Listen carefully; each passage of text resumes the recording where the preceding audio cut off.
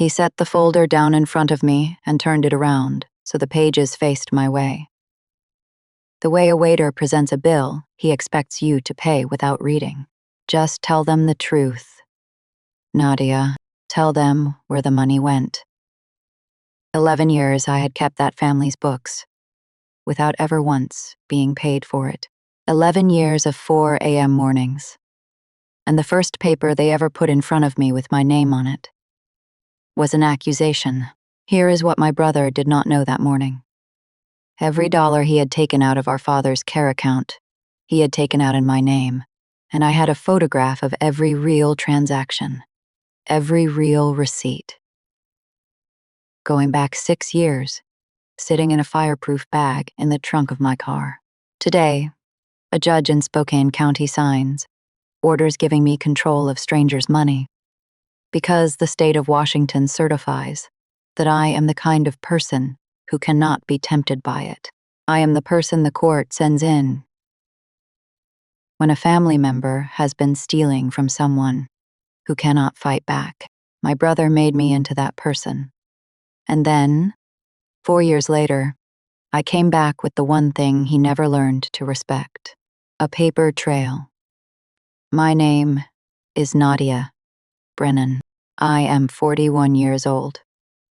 And if you have ever been the one your family counted on for everything and counted as nothing, stay with me, because this is the story of how the daughter who kept the receipts finally handed in the bill.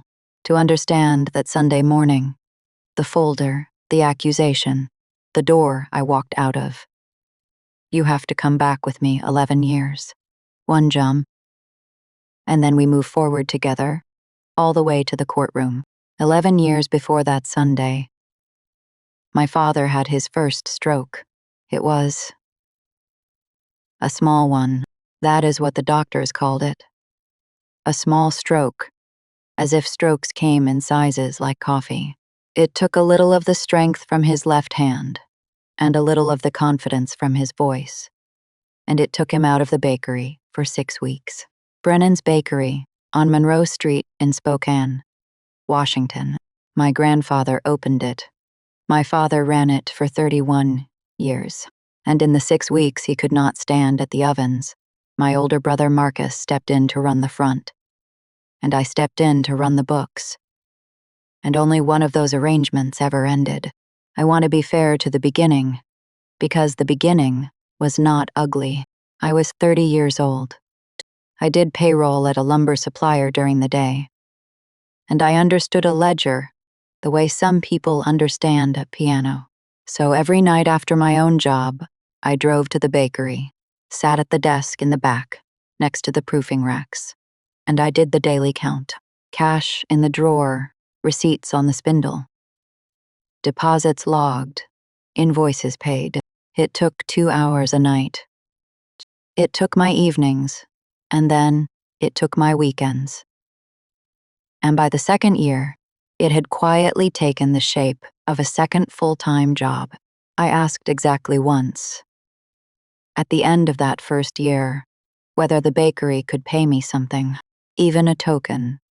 My brother laughed, not cruelly. That is the thing you have to understand about Marcus. Nothing he ever did sounded cruel. And he put his hand on my shoulder and said the sentence I would hear for the next decade. Family doesn't invoice family. He said it warmly. He said it the way you say something, generous, and everyone at the table nodded. My mother most of all, and I nodded too. Because when a sentence is said warmly enough, it takes you years to notice.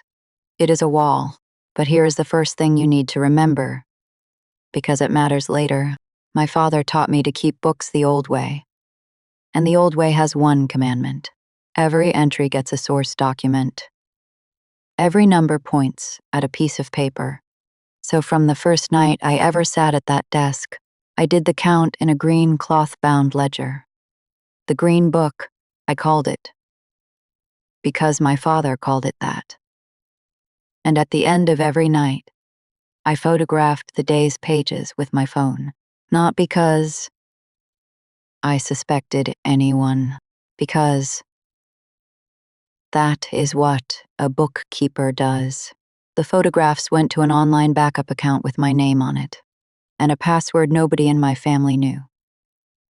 Not out of secrecy, but out of habit. 11 years of habit. Remember the green book.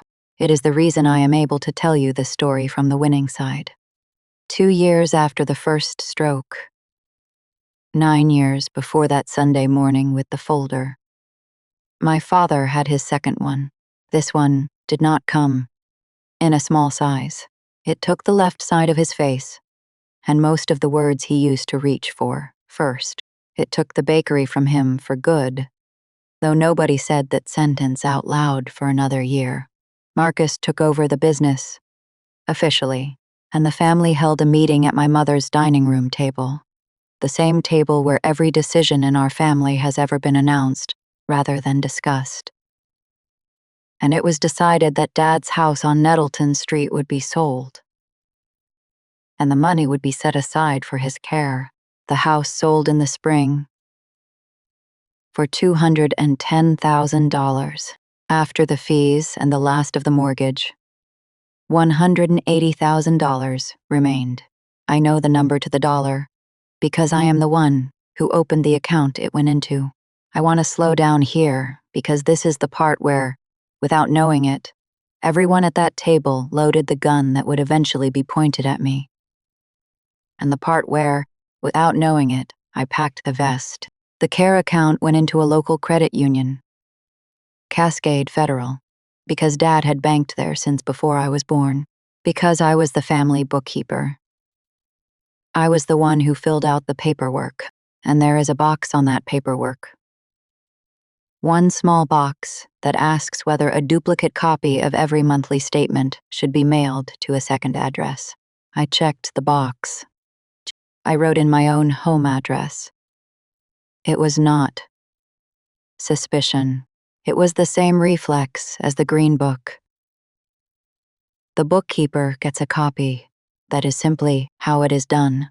Marcus watched me fill out the form and never said a word, because paperwork bored him, and things that bored Marcus did not exist. At that same dining room table, one more form was signed. My father, in one of his clearer hours, gave Marcus something called a durable power of attorney. In plain words, that is a document that lets one person sign for another. Marcus could now move Dad's money, pay Dad's bills, and make Dad's financial decisions. With the full force of Dad's own signature, it is a normal document. Families sign them every day. In good hands, it is a tool. I stood in that kitchen and watched my father sign the pen shackily across the line, and I felt nothing but relief that somebody would handle things. If you have ever handed a member of your family the keys to something precious and felt only relief, you know exactly the kind of quiet I mean. There is no music in that moment. The music comes later, when you replay it. So the shape of the next several years was set. Marcus held the power of attorney and the debit card. I held the green book and the habit. My mother held court. My younger sister held opinions, and I held everything else, because it was also decided, at that same table, in the space of about 90 seconds, that since I was the one so good with Dad, I would be the one to cover his care in person. Nobody used the word caregiver. The word they used was help out. Helping out meant 4 a.m. Dad had spent 31 years waking at 4 in the morning to fire the ovens. And the strokes took his words but never took his clock. He woke at 4, confused, every single day. And somebody had to be there when he did. So, I moved my life around it. 4 a.m. at Dad's apartment. Get him settled. Home by 6. My own job by 8. The bakery books at night. And then again at 4 the next morning. My brother helped when it was visible. Sunday dinners, doctor's appointments, with good parking. My sister helped by forwarding articles about caregiver burnout. 8 months into that schedule, I fell asleep at a red light on Division Street at 7 in the morning and woke up to a man knocking on my window. That was the year I learned you can be exhausted in a way that sleep does not fix. If you have ever lived on the 4 a.m. shift of somebody else's life, put the word invisible in the comments. I want the people scrolling past to see how many of us there are. And still, none of this is the crime. Hold on. The crime starts quietly, the way all of Marcus's work started, 3 years before the Sunday with the folder. And the first time I brushed against it, I was flat on my back in a hospital bed. 3 years before that Sunday. In the second week of October, my appendix ruptured, not politely. I collapsed at work, was in surgery by that evening, and spent 9 days at Sacred Heart with a drain in my side and an infection that did not want to leave. After the 9 days came 3 more weeks at home where I could not drive, could not lift, could barely stand at a stove. For 1 month, almost to the day, I was not at Dad's apartment at 4 a.m. I was not at the bakery desk at night, and I was not anywhere near a bank branch. A month of my life with hospital records, discharge papers, and pharmacy timestamps, stapled all the way through it. Remember, that month. It is the month that ends this story. While I was recovering, Marcus covered Dad's mornings, or paid a neighbor to. I never got a straight answer. And when I finally came back to the bakery desk in November, the green book had a month-long gap in my handwriting. And something in the care account had changed. The duplicate statements were still arriving at my house, the way they had for 6 years. And on the October statement, there was a withdrawal I did not recognize. $2,400. Out in cash, with a note in the memo line. The memo said, reimbursement. I asked Marcus about it on a Tuesday night, over the proofing racks, in the most unloaded voice I owned. Reimbursement? For what? And I want you to watch how a system answers a question. Because Marcus was never a cartoon. He did not flinch. He did not get angry. He did not even look up from the invoices. He said, October had been expensive. He said covering my mornings had cost real money. The neighbor, the extra help at the bakery, gas, groceries. The little things that add up when the person who does everything suddenly does nothing. He said, it gently, he said, and I will never forget the softness of it.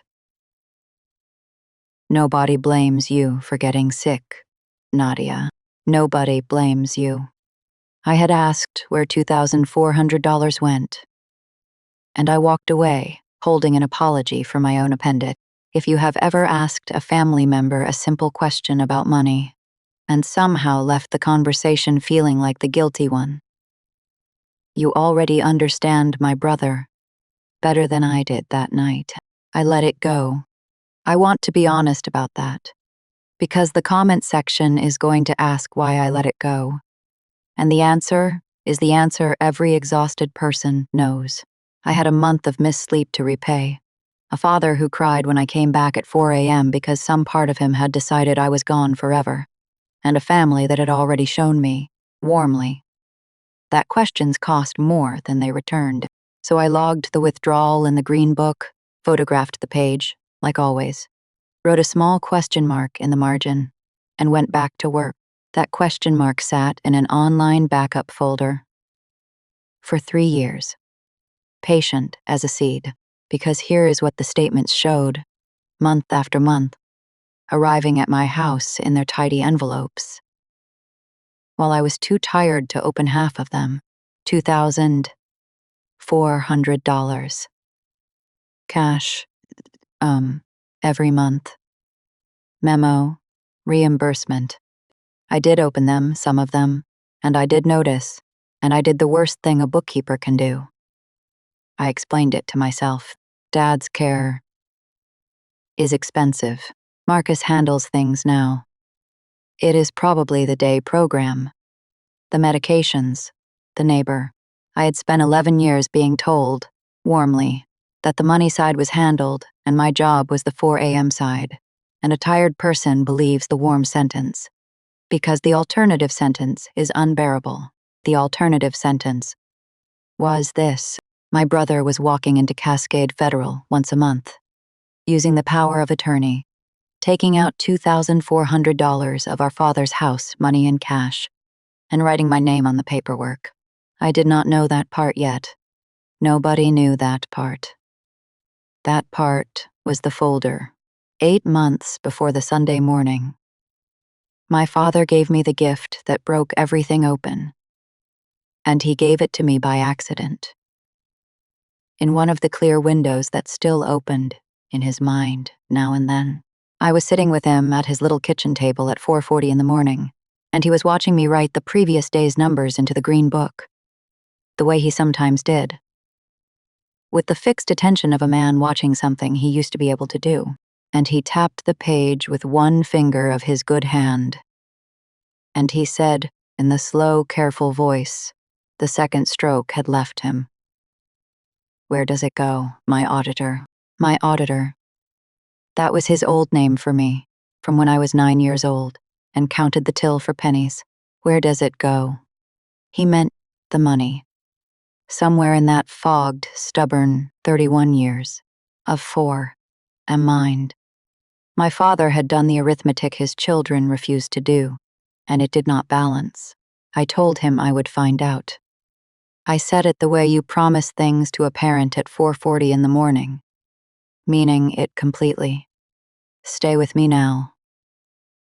This next part is where the whole story turns. That week, for the first time in 6 years, I sat down with every duplicate statement Cascade Federal had ever mailed me, a highlighter, and a calculator. I did not end up needing because the pattern did not require math. It required only the courage to look. The cash withdrawals labeled reimbursement had started the month I was in the hospital, 3 years back, and they had never stopped. $2,400 a month. 36 months. $86,400. Say that number slowly, the way I had to. $86,400.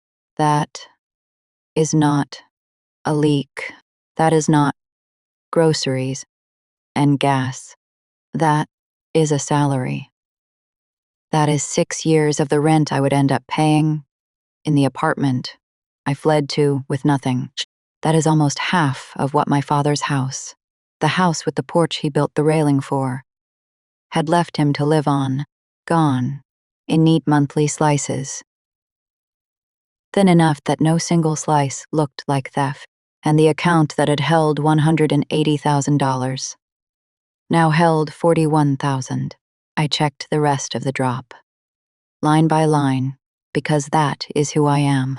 His real costs, the day program, the medications, later the facility deposit, accounted for about $52,000 over those 6 years. And every one of those dollars pointed at a bill. The $86,400 pointed at nothing but my name. My father was 79 years old, and at the rate his own money was walking out the door, he would be broke before he was 81. I did not scream. I want you to understand that about me, because it explains everything that comes after. I come from ledgers. When a ledger is wrong, you do not yell at it. You find the source documents. So on a Thursday afternoon, I took 2 hours off work, drove to the Cascade Federal Branch on Monroe, sat down across from a member services officer, and asked, as a person named on the account's mailing records, what documentation supported the monthly cash withdrawals. She looked it up. She was kind and she was careful, and she told me the withdrawals were made in person, under the power of attorney, and that each one had a withdrawal slip on file, and that the slips noted the funds were dispersed as caregiver reimbursement. And then she read me the name of the caregiver being reimbursed. and the room went very quiet. And the name was mine, Nadia Brennan. 36, withdrawal, slips. $86,400. Reimbursed, according to the file, to Nadia Brennan. A woman who had never been handed so much as a 20. I drove home with my hands at 10 and 2, like a student driver, because I did not trust them to do anything else. I now knew 3 things, and each one was worse than the last. The money was gone. The paper said, it went to me, and the person who wrote the paper was the person our whole family believed could do no wrong. You are probably shouting at your screen right now. Go to the police, Nadia. Call a lawyer, Nadia. And you are right. And I want you to hold on to that feeling of being right. Because I need you to feel what I did instead. And why. I did the family thing. One more time, the family thing. I called a family meeting. I thought, and this is the last innocent thought I ever had about my brother, I thought he had been sloppy, or desperate, or borrowing with some sick plan to repay, and that confronted at the table where everything in our family was decided. He would fold, and Dad's money would come back, and we could bury it as a private shame. I gave him 5 days' notice. I told my mother only that we needed to talk about Dad's finances. 5 days. I handed a methodical man. 5 days. The meeting was set for a Sunday morning, 10 a.m., at my mother's dining room table. And that Sunday morning is the 0 hour of my life.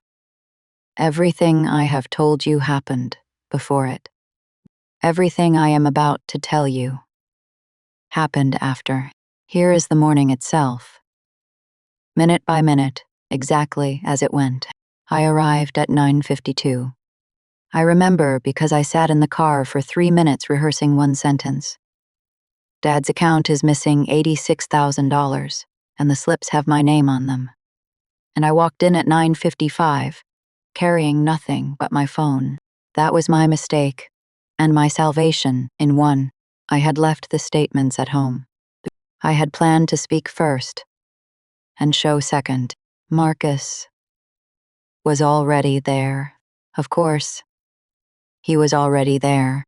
He was standing at the head of the table, and my mother was seated at his right with her reading glasses already on. And my sister was next to her, and in front of every chair was a manila folder. Place setting. He had prepared place setting. I had given him 5 days, and he had spent them preparing a table. Sit down, Nadia, my mother said, and her voice had the tone it took when a verdict had already been reached, and the trial was a courtesy. I did not sit. Marcus turned the folder in front of my chair around so the pages faced me, the waiter with the bill, and he said, gently, in front of our mother, just tell them the truth, Nadia. Tell them where the money went. Inside the folder were photocopies of 36 withdrawal slips, $2,400 each. Caregiver reimbursement. My name, typed on everyone. And behind them, a typed summary sheet, headed in bold, reimbursements paid to Nadia Brennan, with a grand total at the bottom. As if the theft came with its own invoice, he had built the folder to be understood in 90 seconds by a woman with reading glasses. And it worked in 60. My mother did not ask me a single question. She looked at the total, and then she looked at me, and she took her glasses off, and she said, your father's house. Nadia, his house. I remember every second of the next 4 minutes, and I will spare you most of them, because you already know the words families use. Ungrateful. After everything. How long? Who even are you? My sister cried, which was efficient of her, because it meant everyone comforted her, while the accusation stood in the room unattended. And Marcus Marcus never raised his voice once. He stood at the head of the table, radiating sorrowful patience, the reluctant executioner. The man so sad to be right. At one point he actually said, "Nobody blames you. Nadia, caregiving does things to people. We just want Dad made whole. Nobody blames you." The same soft sentence, 3 years apart, and it finally translated itself. In my brother's mouth, "Nobody blames you" meant, "I have already decided what you are, and I have brought the paperwork," I said. One thing before I left. I am told my voice was strange, very flat, very slow. I said, "Those slips are cash withdrawals. Whoever filled them out walked out of the bank holding the money. Ask yourselves who in this family holds the power of attorney." And my mother said the 11 words that ended my membership in that family. She said, "Don't you dare put this on your brother. He runs things. He runs things." He Versamasoin, 11 years of 4 a.m. And he runs things. I picked up the folder, my place setting, my copy, the evidence he had lovingly prepared against me, and I said thank you for the documents, and I walked out of my mother's house at 10:19 in the morning. I know it was 10:19 because at 10:21, I was sitting in my car photographing every page of that folder and sending the photographs to the same online backup that held 6 years of the Green Book, the bookkeeper's reflex. Every entry gets a source document, even the entry where your family writes you off. Then I drove 4 blocks, pulled over on a street I could not name for you today, and I cried. Once, alone, in a 9-year-old sedan, with my forehead on the steering wheel, for about 20 minutes. It is the only time in this entire story that I cry. So I am giving it to you, honestly. 20 minutes. Then I sat up, and I looked at the folder on the passenger seat, and a thought arrived with absolute clarity. The first clear thought of my new life. He is very good. But he documents his lies, and I document the truth. And paper always fights paper in the end. If someone in your family ever built a case against you and called it a conversation, put the word folder in the comments and stay with me. Because the next 4 years are fast, and then we go to court. The Monday after the Sunday, I did 2 small things that turned out to be the hinges of everything. The first thing, I drove to a different credit union, a small one on the north side, to open an account of my own. New bank, no family history. A clean ledger. The woman at the desk was in her 60s, with silver hair pinned up in a way that meant business, and a nameplate that said Dolores. She watched me pull the paperwork toward me, and she watched me do the thing I have done my whole life, which is read every line of a form before signing it, and photograph my copy before leaving. And Dolores, who had clearly spent 40 years watching people sign things, looked at me over her glasses with something like recognition, and said, "Good girl, you keep every receipt." A receipt isn't about the money, honey. A receipt is proof you were there. Proof you were there. I have been handed a lot of sentences in my life. Most of them warm, and most of them walls. That one was a door, because that was the exact thing my family had erased, not the $86,000. That was just the instrument they had erased, that I was there. 11 years of nights at the desk, 4004 a.m. mornings. And with one typed folder I had been rewritten from the woman, who was always there, into the woman, who was helping herself. Dolores went back to her keyboard, like she had said nothing at all. I have repeated her sentence to myself, I would estimate, several thousand times since. Several, you will hear it again before this story ends. The second thing I did that Monday was harder. And I need you to understand why I did it. Because it looks like surrender, and it was strategy. I did not race to a lawyer that week. I sat down and made an honest inventory of what I actually held. The way you would count a till. What I held was this. Proof. The money left. Proof. The slips named me, my green book, my backups, my hospital records. What I did not hold was standing. In both senses of the word, legally, the victim was my father, not me.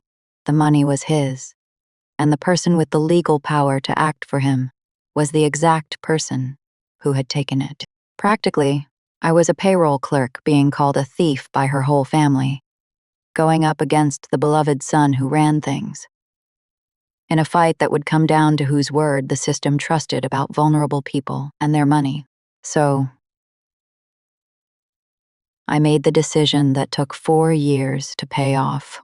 If this fight was going to be about who the system trusts, then I was going to become someone the system trusts. Not for revenge, or not only, I will be honest with you about my own heart, but because of a promise made at 4:40 in the morning. Where does it go?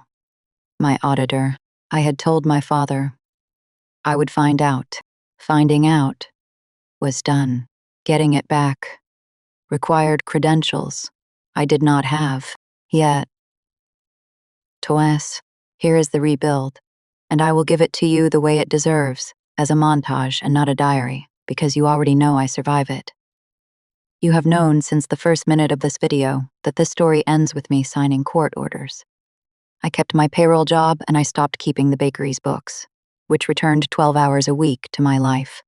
And I spent every one of them at the community college, and then online through a university program in Tacoma, studying accounting, then fraud examination, then the strange and specific field that would become my profession. Guardianship. The 4 a.m. alarm never got turned off. It just changed jobs. 4 a.m. had belonged to my father's confusion for years, and now it belonged to case law and practice exams. Black coffee, a kitchen table, a highlighter. Some mornings, I will admit, the alarm went off and for half a second I was still driving to his apartment, and the grief of that half second would sit on my chest like a stone. And then I would get up anyway and open the books, because the promise was still running. I passed the examinations. I did the supervised hours. And in the spring of the 3rd year, the state of Washington issued me a license as a certified professional guardian and fiduciary. In plain words, a person the courts appoint to manage the money and care of people who can no longer manage their own, when the family cannot be trusted to do it, or cannot agree. Read that definition again slowly, because I chose this profession the way a locksmith chooses to study the exact lock that was used on her. My work now is folders. It is the strangest symmetry of my life. Adult children who discover a sibling has been quietly milking a parent's account, nieces with power of attorney and new cars. I sit at kitchen tables with shattered families, and I am the calm one, the one with the flat voice and the checklist, and every case file I open the way my brother turned that folder around to face me, except mine.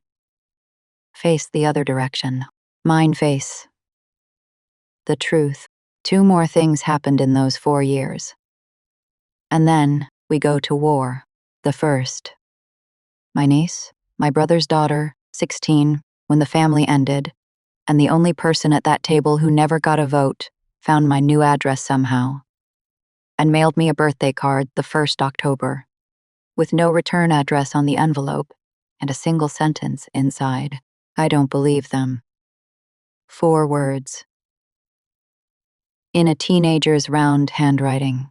I keep that card in the fireproof bag with the statements, filed with the evidence. Because Dolores was right about what a receipt is. and that card is a receipt. The second, through the duplicate statements, which, and I want you to appreciate this, kept arriving at my house every single month, because removing my address from the account paperwork was exactly the kind of boring detail my brother did not exist for. I watched my father's money continue to bleed. The reimbursements to Nadia Brennan stopped. Naturally, the month after the Sunday, a thief does not keep writing checks to his cover story. Once the cover story leaves town, but new memo lines appeared. Facility, consulting, property management, care, coordination. The vocabulary got fancier and the amounts got bolder. And by the winter of the fourth year, the account that had once held $180,000 of my father's life held $11,000. Held, and then came the statement that ended the waiting, a notice, mailed to both addresses on file, that the account's balance no longer met the minimum for its account type. My father, who woke at 4 a.m. for 31 years, was down to pocket change, and his pension alone could not cover the memory care facility he now lived in. I read that notice standing at my kitchen counter at 6 a.m, and I did not cry, and I did not shake. I felt the thing I imagine a surgeon feels when the scans finally justify the operation. It was time. Now watch closely, because this is the part the comment section always gets wrong about stories like mine. There was no hack. There was no lucky recording, no glitch, no cousin at the police department doing me a favor. I did not touch a single rule. I did not need to. My entire profession is knowing which doors the law has already built into a wall. And there are two, and I walked through both of them in the same week, in broad daylight, with my name signed at the bottom, Door 1. In Washington, as in most states, anyone can file a report of suspected financial exploitation of a vulnerable adult with Adult Protective Services. The state agency whose whole job is investigating exactly this. People in my profession are actually required by law to report it when we see it. So on a Tuesday morning in February, I filed, not a phone call, a written report, 41 pages with exhibits, assembled the way I assemble them professionally, because it turns out my brother's frame job had one fatal flaw. He had spent 4 years teaching me his own paperwork. Door 2. Washington law gives an interested person, a child, a relative, someone with a stake in a vulnerable adult's welfare, the right to petition the Superior Court to demand a formal accounting from anyone holding a power of attorney. In plain words, you can make the court order the person with the pen to show every transaction with documentation. Under oath, I hired an elder law attorney with the savings from 4 years of not having a family to buy Christmas presents for. And we filed the petition the same week. I was not the accuser anymore. I was the petitioner. The state was the accuser now. And here is what the state, the court, and my attorney received. In a set of tabbed binders I had waited 4 years to assemble. Let me walk you through it the way it was walked through in a conference room. One exhibit at a time, because every page of this cost me a year of my life. And I intend to enjoy this part. Exhibit 1. The Green Book. 6 years of nightly cash counts in my handwriting. Every page photographed the same night it was written. Every photograph carrying an automatic date stamp in the backup system that no human hand can quietly rewrite. In plain words, a diary of the truth with a notarized clock attached. The Green Book proved a negative, which is the hardest thing in the world to prove. It showed every dollar I ever touched, which meant it showed every dollar I never touched. 86,400 of them. Exhibit 2. The duplicate statements. I had started calling them the mail he forgot, because the whole exhibit existed only because canceling my duplicate copies was a form, and forms bored him. 72 months of Cascade federal statements, delivered by the United States Postal Service to my address, establishing the full pattern, 36 reimbursements. While I was the cover story, then the fancier vocabulary after I left. The consulting, the coordinating, the managing, another $24,000 of it, while his pension strained to carry the real bills, until the account had been walked down to $11,000. And now there was a second act of the theft that had nothing to do with me at all, committed entirely after the family had already convicted me for the first act. Sit with that. Every dollar taken after that Sunday was a dollar the family watched him take, while pointing at me. Exhibit 3. The folder. His folder. The manila place setting he turned around to face me, which I had picked up off my mother's table and photographed in my car at 10:21. My brother had manufactured 36 withdrawal slips worth of story naming me, and then handed me a copy. For 4 years, he must have counted that morning as his masterpiece. It became the single most damning document in the case, and not only because it proved he had constructed a cover story in advance, which, by itself, transforms sloppy borrowing into planned fraud. Number Mamdest. The folder had a flaw in it, one detail. The kind of detail that bored men miss and bookkeepers live for. And I found it the first week I owned it and said nothing to anyone for 4 years. Here it is. This is the moment. The withdrawal slips claimed the reimbursements to me began in October 3 years before the Sunday. Began specifically with 4 in-person cash disbursements in the first 2 weeks of that October. Signed for in-person. At the branch, by the caregiver, I spent the first 2 weeks of that October at Sacred Heart Medical Center, with a ruptured appendix and a surgical drain in my side. 9 days as an inpatient. Admission records. Surgical notes. Nurses charting at 4 a.m., even in a hospital bed. I have witnesses at 4 a.m., followed by 3 weeks documented at home. Unable to drive. With pharmacy pickups, signed by my neighbor.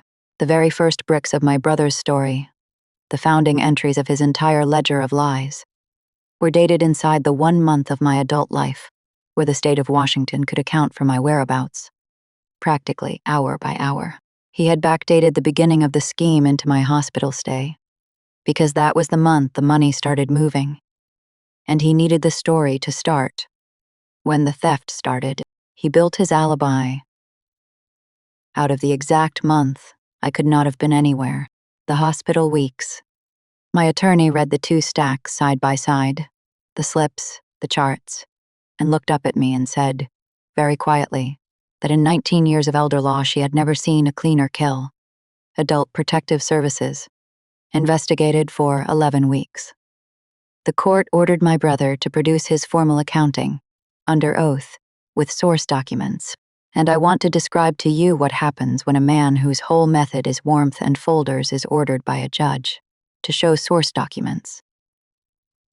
Because it is a specific kind of collapse, and it happens in a specific order. First, the delays, then the extensions, then the accounting arrives, and it is a masterpiece of vocabulary and a desert of paper. Consulting with no contracts, coordinating with no invoices, reimbursements to a woman who was in the hospital. Paper always fights paper in the end. And my brother came to a paper fight, holding adjectives. The hearing was on a Thursday in June, at 9 a.m., in a courtroom on the 3rd floor of the Spokane County Courthouse. A building I walk into most weeks for other people's families. My mother came. How? My sister came. They sat 2 rows behind Marcus and his attorney, and none of them had seen me in 4 years. And I will tell you exactly what I looked like, because I had planned it the way I plan everything. Gray suit, green cloth-bound ledger under my arm. The current one from my practice, because I still keep them, but they did not know that. To them, it was the green book walking into a courtroom. My mother saw it, and her hand went to her mouth. I testified for 50 minutes, and I never raised my voice, because I had 11 years of training in not raising my voice, and a profession that finishes the job. I did what I do at shattered families' kitchen tables. I informed. Numbered facts, in order, each one pointing at a piece of paper. Fact. The account opened with $180,000. Fact. Embalitius Hamdwaitin. 36 withdrawals, 2,400 each, totaling 86,400. Labeled as reimbursements to me. Fact. My admission records at Sacred Heart for the period the reimbursements began. Fact. Taua de Spies own defard. $24,000 in additional undocumented withdrawals after my departure. Fact. Ahound duide si twand. Current balance, $11,000. Fact. Sundo sond huartain. The respondent authored and distributed a summary document naming me, a copy of which is in evidence provided to me by the respondent himself. His attorney asked me exactly 4 questions on cross-examination, and I could feel the man's heart was not in it, because there is no cross-examining a hospital chart. The 4th question was whether I stood to gain financially from the outcome, and I said no. Any recovered funds belonged to my father's estate for his care, and I had already filed a declaration waiving any fee, because I had not come there to be paid. I said that last part, looking at my mother. I had not come there to be paid. 11 years. And I never once came to be paid. Family doesn't invoice. Family, I just needed the record to show, at last, who had been running a tab. The court's written ruling came 3 weeks later. And I am going to read you the sentence I have practically memorized. In plain words, the court found, by clear and convincing evidence, that my brother had breached his duty under the power of attorney and financially exploited a vulnerable adult. And it found, this is the sentence, that the reimbursement records naming Nadia Brennan were fabricated, and that no evidence supported any payment to her at any time. Fabricated. No evidence. At any time. A judge of the Superior Court, in writing, in a public file, with my mother's church friends able to look it up. And then came the consequences, and I promised you I would let them land. So here they are, flat and factual, which is the only way I ever serve anything. The power of attorney was revoked. The court appointed an independent professional guardian for my father. Not me, never me. The rules that protect him from Marcus protect him from all of us. And I would not have it any other way. A stranger with a license now stands between my father and his own children. And I helped build that wall, and I sleep well behind it. The court entered judgment against Marcus for the full missing amount plus interest and my father's legal fees. A number just north of $160,000. Under Washington's exploitation laws, a court can assess extra damages on top of what was taken. And it did. To satisfy the judgment, my brother had to sell the thing he loved. The way I loved 4 a.m. He had to sell the bakery. Brennan's on Monroe Street. 31 years of my father's mornings went to a young couple from Idaho who, I am told, kept the sign and the recipes, and none of the staff who watched me get erased. There are mornings I grieve the bakery. There are more mornings I remember that my father's care is now paid through the year 2034. And the grief keeps its head down. The state's finding also went where such findings go. My brother's name now lives in a registry that banks and courts and care facilities check, which means Marcus Brennan will never again in his life be handed a power of attorney, a joint account, a guardianship, or an unsupervised checkbook belonging to anyone vulnerable. The man who ran things is now, in the eyes of every institution that matters, the man things must be run away from. He was not prosecuted. The county referred it, and the prosecutor's office weighed his repayment and my father's inability to testify and declined. And I have made a decision to be at peace with that, because prison was never the object. The object was the record. The record is perfect. Now, and then, right on schedule, came the part I had been warned about by every client I have ever sat with, the reaching out. It starts about a month after the ruling, when the family that convicted you in 60 seconds has had time to read a document that took a judge 11 pages. My sister first. A long message about how nobody really knew, how Marcus handled everything, how she had always felt something was off. She, who cried so usefully at that table. I did not answer. My mother next, voicemails, 4 of them across the fall, each one softer than the last, the final one just my name, and a long pause in the sentence. I looked at your father's face today, and I saw yours. I have not answered yet. I am not telling you. I never will. I am telling you that some accounts stay open a long time. And she is the one who taught me who closes them.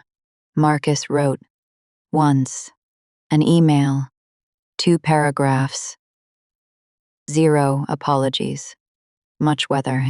The subject line was, moving forward. I read it twice, filed it in the folder where I keep such things.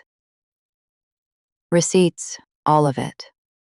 Receipts, and replied with 1 line, the only line I have said to him in 5 years, and I gave it to him free of charge.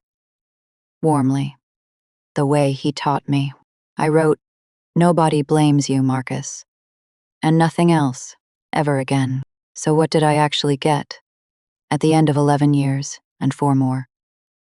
I want to be honest with you here, at the finish, because the internet loves a revenge story where the hero gets the family back, tearful, at Thanksgiving.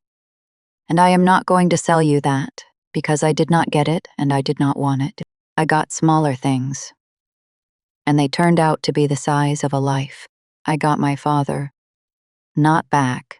The strokes hold what they hold. But protected, funded, and safe. In a facility with a courtyard where I visit on Sunday mornings. Because Sunday mornings needed a new job, too. Most visits, he does not know me, but some 4 a.m. still open a clear window in him. And one morning last autumn, when I had come early because I could not sleep, he watched me writing in the green ledger I had brought to show him. And he tapped the page with his good hand, and he said, "It balances now, my auditor." And I said, "Yes, Dad, it balances now." He nodded once, the short nod he used to give the ovens, and went back to watching the birds. That is my earned ending, that nod. I did not cry. I told you once. In the car, that was the whole allotment. But I sat with him for 3 hours, and we watched the birds together, and I could not have told you a single thing that was missing from the world. I got my niece. 20 now, studying nursing in Boise. And she calls me on the first Sunday of every month. And last spring, she asked me to teach her how to read a bank statement. And I have never been handed a better question. The card she sent at 16 is still in the fireproof bag. Somebody in that bloodline, was always going to keep the receipts after me. It turns out, it is her. And I got Dolores. I went back to that little credit union the week after the ruling, waited in her line, even though 2 other windows were open, and slid the judge's 11 pages across the counter. The way my brother once slid a folder, except facing her. The reading direction of the truth. She read the good sentence. She looked at me over her glasses for a long moment, and then she said, "Proof you were there," and stamped my deposit slip like she was sentencing someone. And that was the entire conversation. And it was enough. Some allies fix nothing and witness everything. And if you have one of those, you are richer than my whole family ever was. Here is what I know now that I did not know at that dining room table. And I am going to leave it with you because some of you listening are living inside your own version of the folder right now. I can feel you out there. The ones who do the 4 AMS, the ones whose help is invisible, until the day it is criminal. They will tell you that keeping track is cold. That writing it down means you never loved freely. Let them. Keep the green book, anyway, not to trap anyone. I never once wrote a line hoping to use it. But because the people who erase you always start by erasing the record, and the record is the one thing you can protect. In advance, every receipt you keep is a small, stubborn flag planted in your own life. Proof you were there. Proof of the mornings. Proof of the years. My family taught me that love means never counting, and then they counted me out with a typed summary sheet. And the only reason I exist today, legally, professionally, publicly exist, is that I had counted all along. My brother's slogan had 11 years of my life inside it. Family doesn't invoice family. He said it warmly, and he meant it precisely, because an invoice creates a record, and a record creates a debt, and a debt can be collected. And he needed my years to stay off the books forever. So let me tell you how it actually ended. The true final entry in the Green Book. He was right. Family doesn't invoice family, but the Superior Court of the State of Washington does, and it itemizes, and it charges interest, and I am told the payments clear on the 1st of every month, at some quiet hour of the morning, processed automatically while everyone is still asleep. Everyone, except me. The 4 a.m. alarm still goes off. It belongs to me now. Coffee. The courtyard birds if I am visiting. Other families' folders if I am working, facing the right direction. Always facing the right direction.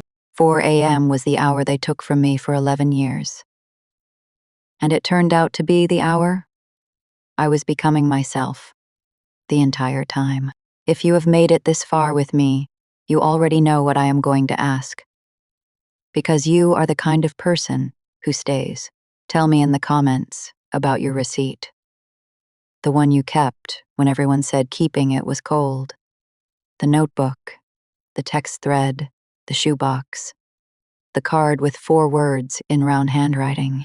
Somebody scrolling at 4 in the morning, wide awake on the shift. Nobody thanks them for. Needs to read that they are not the only one keeping the record. Subscribe if you want the stories of what other people did when the folder got turned around to face them.